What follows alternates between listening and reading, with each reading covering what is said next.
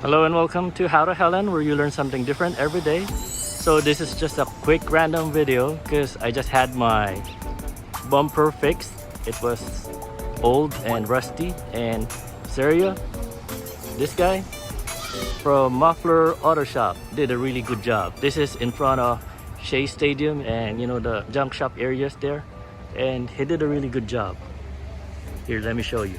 If you get close, you put some stainless steel muffler part.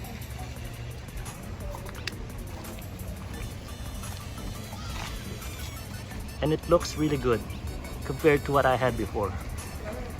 So of course, we're gonna paint it first and put some end caps on it so it doesn't rust and it matches the color of the Hummer. So I'm just trying to help out all the other Hummer enthusiasts that needs a rear bumper, and of course we can't get any more since it's outdated. Our car is considered outdated. And that's Sergio.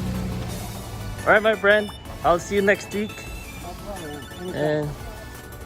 And he works here at the Muffler shop just in front of Shea Stadium. Let him know that you saw him here in How to Helen, and that's his address over there. Alright, so that's something you learn different every day.